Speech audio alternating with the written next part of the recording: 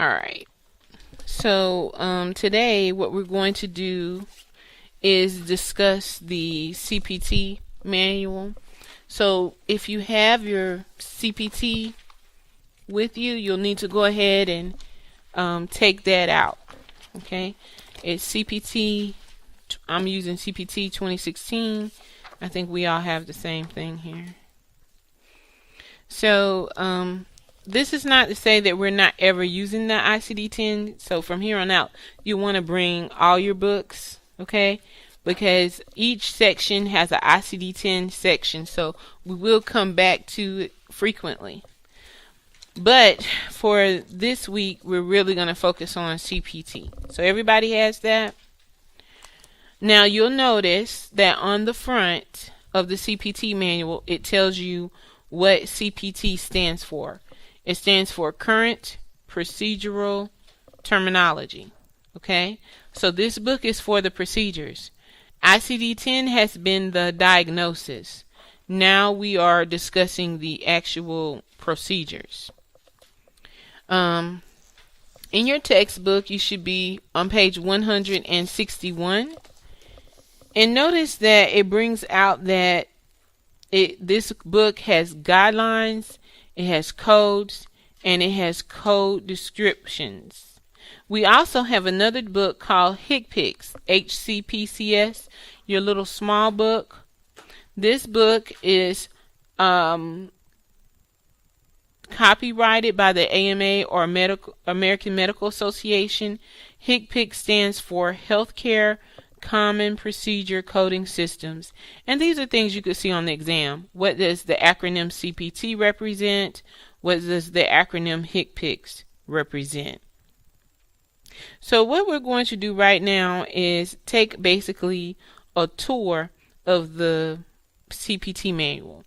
I'll be asking you to mark certain pages. Now if you notice on page 161 further down, on the left hand side, the fourth paragraph discusses category 1 CPT codes. It says they utilize a 5-digit numeric code like 12345. These codes are commonly used for medical services or procedures. So that means codes that go from page 1 of this book all the way to page 666 of the CPT manual. Page 1 to page 666. All of these are considered code category 1 CPT codes. Everybody with me? So in your CPT manual from page 1 to page 666, look at this large chunk. All of this is considered category 1 codes. Do you see this? All of this is considered category 1. Okay? That's a lot of pages. So page 1 to 666. Now you'll notice that you have tabs in the front of this book. And you can take your tabs and tab each section. The way I did mine is as I taught each section, I tabbed it because I don't have time to sit down and tab, for 2 hours. So you can do it as you desire.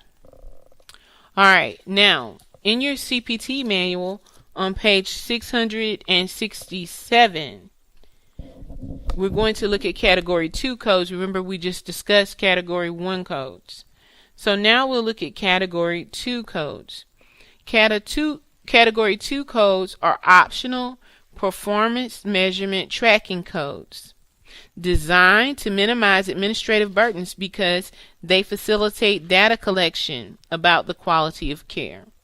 So with these codes, for example, we could report that we checked someone's blood pressure, what that range of the blood pressure was, whether or not we assessed their use of tobacco smoke.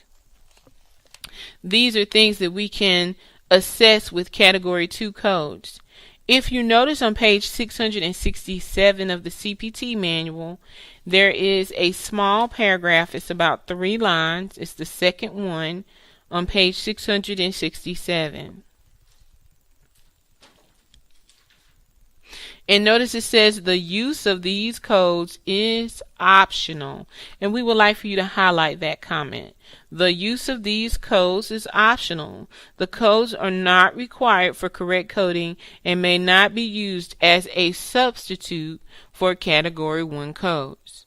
So all the codes in Category 1 need to be used. Category 2 codes cannot be used as a substitute. Notice that our Category 2 codes, if you turn over, they end with the letter F. If you look on page 668, you will see, for example, 0001F as in Frank. So these codes. Alright. So today what we're going to do is discuss the CPT